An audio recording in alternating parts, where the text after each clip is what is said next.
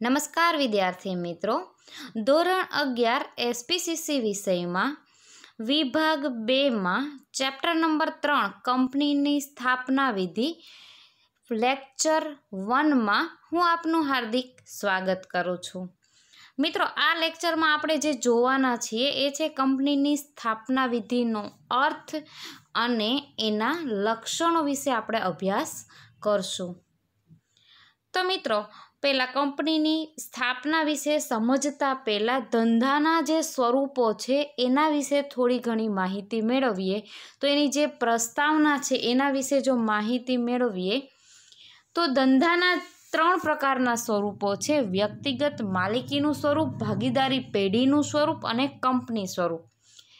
મિત્રો, વ્યક્તિગત માલિકી જે છે એ કોઈ પણ વ્યક્તિગત માલિકી હોય, એ જે ધંધો હોય તો એના માટે કોઈ એવો કાયદો નથી કે એના માટે કોઈ સ્થાપના કરવાની કોઈ વિધિ કરવાની જરૂર નથી. એટલે કે કાયદામાં કોઈ એવી જોગવાઈ નથી કે ભાઈ વ્યક્તિગત માલિકીની જો ધંધો શરૂ કરવો હોય એકાકી વેપારીએ તો એને કોઈ રૂલ્સ ફોલો કરવા પડતા નથી. એટલે કે કાયદા મુજબ એના માટે કોઈ સ્થાપના વિધિ નથી. હવે જસ્ટ ઉદાહરણ આપું તો કે કરિયાણાની દુકાન હોય, સ્ટેશનરીની દુકાન હોય, બરાબર, આવા કોઈ પણ ધંધા હોય કે જેમાં વ્યક્તિ છે એ માલિક પોતે જ એનો માલિક હોય અને પોતે જ એનો સ્થાપવાવાળો હોય, બરાબર, એમાં કોઈ અલગ કોઈ અધર વ્યક્તિની જરૂર ના હોય, તો એને આપણે શું કહીશું? વ્યક્તિગત માલિકી. ત્યારબાદ છે ભાગીદારી પેઢી. મિત્રો, ભાગીદારી પેઢી એટલે એક વ્યક્તિ નહીં પરંતુ 2-3 વ્યક્તિ ભેગી થઈ અને જ્યારે ધંધાની શરૂઆત કરે અને ધંધાની સ્થાપના કરે તો 1932ના કાયદામાં એવી જોગવાઈ છે ભાગીદારી પેઢીના કાયદામાં કે એના માટેની જે જોગવાઈઓ છે, એ રૂલ્સ છે, એ કાયદા છે, એ ફોલો કરવા પડે છે. અને એની જ્યારે સ્થાપના કરવામાં આવે છે ભાગીદારી પેઢીની, ત્યારે એની સ્થાપના વિધિ જે દર્શાવવામાં આવી છે કાયદામાં એ મુજબ ભાગીદારી પેઢીની સ્થાપના વિધિ કરવામાં આવે છે. અને ત્યાર પછી આવે છે કંપની સ્વરૂપ. મિત્રો, ઘણા બધા વ્યક્તિઓ ભેગા થઈ અને જ્યારે કંપનીની શરૂઆત કરે અથવા તો ઇક્વિટી શેર હોલ્ડરો કે જે કંપનીના સાચા માલિકો છે એ જ્યારે રોકાણ કરે છે ત્યારે કંપનીના માલિકો બને છે. તો રહી વાત કંપની સ્વરૂપની, તો જ્યારે કંપની શરૂ કરવાની હોય ત્યારે એ કંપનીને જે કંપની ધારા 2013માં જે જોગવાઈ છે એ જોગવાઈ મુજબ સ્થાપના વિધિ માટેના દરેક તબક્કાને એણે અનુસરવાનું હોય છે અને એ મુજબ એની સ્થાપનાની વિધિ કરવામાં આવે છે અને સ્થાપનાનું પ્રમાણપત્ર મેળવવામાં આવે છે. તો મિત્રો, આગળ જોઈએ તો આ રીતે જે કંપની જે છે એ એક કૃત્રિમ વ્યક્તિ છે, એક કૃત્રિમ વ્યક્તિત્વ ધરાવે છે. એટલે એ પોતાના જ કંપની છે એ પોતાના નામે જ કોઈ પણ કરાર કરી શકે છે, કોઈ પણ દસ્તાવેજ કરી શકે છે અને કોઈ પણ વાટાઘાટો કરવી હોય કે કોઈ પણ નિર્ણયો લેવા હોય તો કંપની પોતાના નામે કરી શકે છે. મતલબ કે કંપની છે એક કૃત્રિમ વ્યક્તિત્વ ધરાવે છે. ત્યારબાદ જોઈએ એનો અર્થ. તો મિત્રો, કંપનીનો જો અર્થ જોઈએ તો ટેકનિકલી કે કોઈ ચોક્કસ એનો અર્થ નથી કાયદાની દ્રષ્ટિએ કંપનીનો, પણ જે બ્રિટિશ કોમન લો જે છે એના મુજબ જો આપણે કહીએ તો કાયદાકીય વ્યક્તિ છે. કંપની એ કાયદાકીય વ્યક્તિ છે અથવા તો એને કૃત્રિમ વ્યક્તિ પણ કહી શકાય.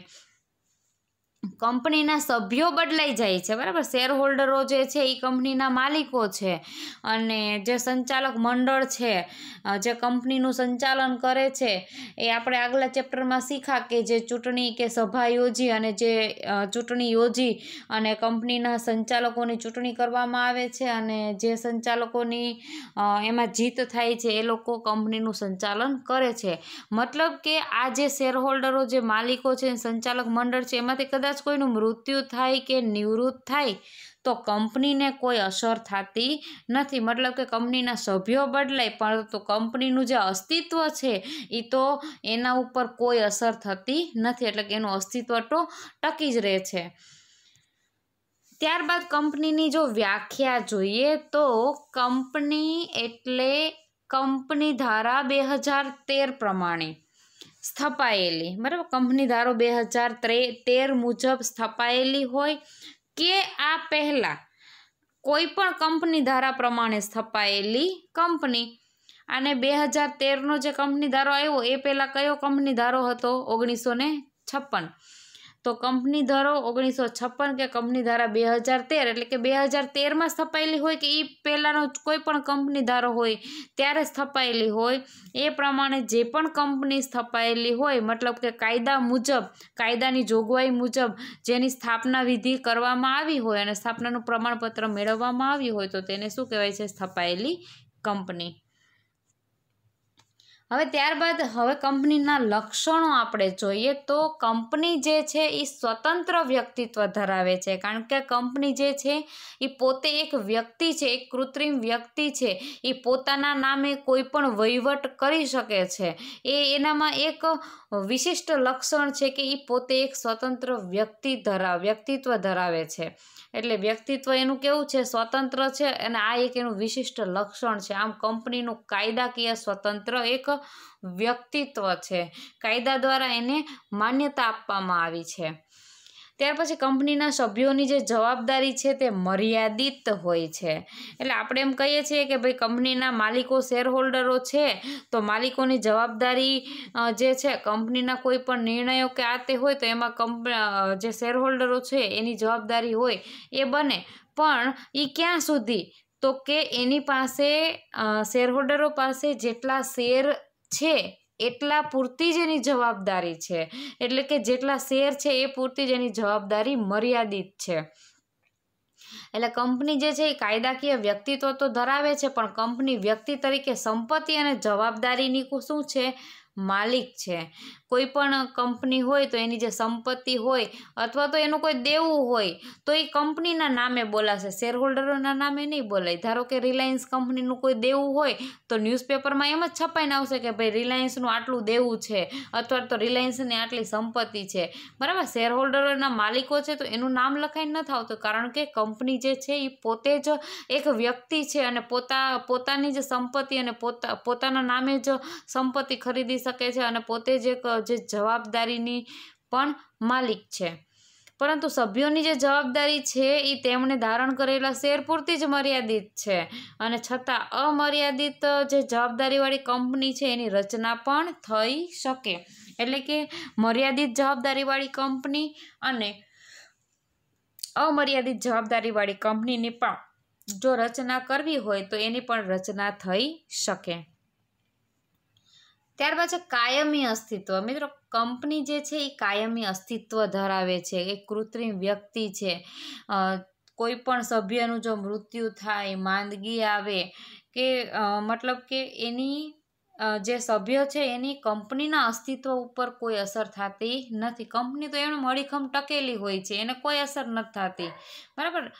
કોઈ પણ કંપનીનો જે સભ્ય હોય એનું મૃત્યુ થાય કે માંદગી હોય કે અચાનક એક્સિડન્ટ થઈ જાય ને મૃત્યુ પામે કે કોઈ પણ બનાવ બને, મતલબ કે માણસ હાજર ના રહે છતાં પણ કંપની તો એમનેમ ટકી રહે છે, કંપની ભાંગી પડતી નથી. એટલે એને પોતાનું એક અસ્તિત્વ છે. હવે અલગ મિલકત. હવે કંપની જે છે એ એક અલગ વ્યક્તિ છે એ આપણે જોયું, તો તેથી કરીને એના કારણે પોતાના નામે મિલકતે ખરીદી શકે છે, કારણ કે કૃત્રિમ વ્યક્તિ છે એટલે પોતાના નામે મિલકત ખરીદી શકે છે અને કોઈ પણ શેરહોલ્ડરનો કંપનીની મિલકત ઉપર કોઈ અધિકાર નથી.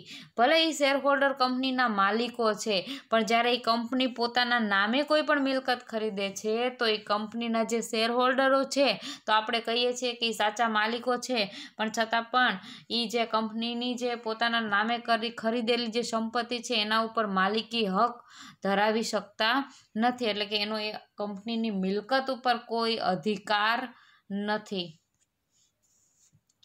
ત્યારબાદ જોઈએ 5મો પોઈન્ટ, શેરોનું હસ્તાંતરણ. મિત્રો, ટ્રાન્સફરેબલ શેરોનું નિયમનપત્રમાં જે જોગવાઈ કરવામાં આવી છે, આપણે આગળના જે ચોપ્ટર જોઈશું એ આવેદનપત્ર અને નિયમનપત્રની જોગવાઈઓ જોઈશું.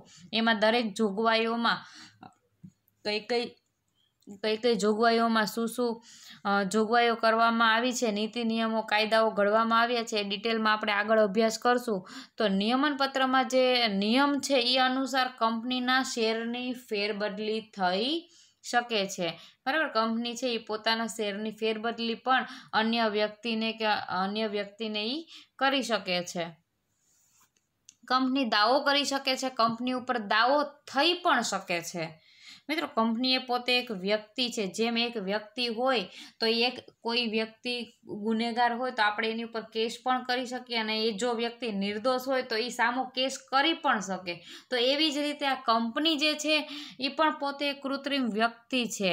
એટલે કે કંપની જે છે કાયદાની નજરમાં એક કાયદાકીય વ્યક્તિ હોવાના કારણે તે કોઈની પણ સામે એક કાયદાકીય પગલાં લઈ શકે છે. સામેવાળી હરીફ કંપનીઓ હોય તો એની સામે એ કાયદાકીય રીતે પગલાં લઈ શકે છે. ને એવી જ રીતે કોઈ પણ ત્રાહિત કોઈ વ્યક્તિ હોય તો એ કંપનીના કરાર ભંગ કે અન્ય કારણસર કંપની સામે દાવો કરી શકે છે. મિત્રો, આ ઉદાહરણ આપણે ઘણી વખત આવા જોઈએ છીએ કે કોઈ પણ ધારો કે ફૂડ જેવી કોઈ આઈટમ છે અને જો એ ખરાબ નીકળી હોય તો લોકો કંપનીના માલિકને એમ નથી કહેતા. ધારો કે બાલાજી વેફર્સ હોય અને વેફર્સમાં કોઈ યોગ્ય ગુણવત્તાવાળી વેફર્સ ના હોય તો તમે શું કહેશો કે ભાઈ બાલાજી કંપની ઉપર જ તમે જે દાવો કરશો તે કંપની ઉપર કરશો, કંપનીના માલિકને શોધવા જાશો નહીં જાઓ. કંપનીના માલિક કોણ છે એ નહીં ખબર હોય, પણ આ બાલાજી કંપની છે એ ખબર હશે. એટલે તમે જે દાવો કરશો એ કોની ઉપર, કોઈ પણ ત્રાહિત પક્ષ હશે તો એ કોના ઉપર દાવો કરશે? તો કે એ બાલાજી કંપની ઉપર જ દાવો કરશે. પછી બાલાજી કંપનીમાં માલિક જે કોઈ હોય એના સાથે એને લેવા દેવા નથી, એને કંપની સાથે લેવા દેવા છે. એવી જ રીતે બાલાજી કંપની હોય તો એ કોઈ પણ ત્રાહિત પક્ષ ઉપર પોતે કાયદાકીય રીતે જો એના ઉપર કોઈ આરોપ લગાડવામાં આવ્યો હોય ખોટી રીતે તો એ દાવો કરી પણ શકે છે. મતલબ કે એ એક અલગ વ્યક્તિત્વ ધરાવે છે. વ્યાવસાયિક સંચાલન. કોર્પોરેટ ક્ષેત્ર વ્યાવસાયિક મેનેજરોને આકર્ષવાની ક્ષમતા ધરાવે છે. એટલે જે કોર્પોરેટ ક્ષેત્ર જે છે તો એ જે આ વ્યાવસાયિક મેનેજરો છે એને આકર્ષવાની ક્ષમતા ધરાવે છે. અને વ્યાવસાયિક મેનેજરો કાર્યદક્ષ અને ગતિશીલ હોય છે, જે કંપનીને પ્રગતિના શિખરે લઈ જઈ શકે છે. એટલે કે જે આ કાર્યદક્ષ જે મેનેજરો છે કે જેનામાં એક આવડત હોય છે, પોતે કાર્યક્ષમ હોય છે, જેથી કરીને જો એ કાર્યદક્ષ અને ગતિશીલ હશે તો જ કંપનીને આગળ લઈ જઈ શકશે. એટલે કે પ્રોફેશનલ મેનેજમેન્ટ હોવું જોઈએ. અને નાણાકીય વ્યવસ્થા. કંપની શેર કે ડિબેન્ચર દ્વારા એકઠી કરેલી મૂડીથી ધંધાની શરૂઆત કરી શકે છે. મિત્રો, જ્યારે કંપનીની શરૂઆત કરવાની હોય, જે આપણે આગળ ચેપ્ટર ભણશું ત્યારે ખ્યાલ આવશે કે કઈ રીતે કંપનીની શરૂઆત થાય, કઈ રીતે એની સ્થાપના થાય. તો જ્યારે કંપનીની શરૂઆત કરવામાં આવે છે ત્યારે એની પાસે કોઈ મૂડી નથી હોતી, પણ એ શું કરશે કે શેર અને ડિબેન્ચર બહાર પાડી અને લોકો પાસે નાણાં મંગાવશે.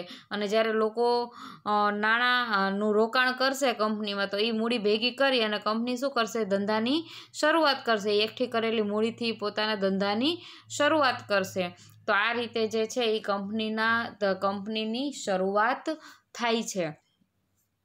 અને પહેલાં સ્થાપનાનું પ્રમાણપત્ર મેળવવામાં આવે, પછી ધંધો શરૂ કરવાનું પ્રમાણપત્ર મેળવવામાં આવે. તો આ જે બધી વિધિઓ કરવામાં આવે છે 1 by 1 આગળના ચેપ્ટરમાં આપણે અભ્યાસ કરશું. મિત્રો, આ લેક્ચરમાં બસ આટલું જ. નેક્સ્ટ ટોપિક વિશે આપણે આગળના લેક્ચરમાં ચર્ચા કરશું. Thank you.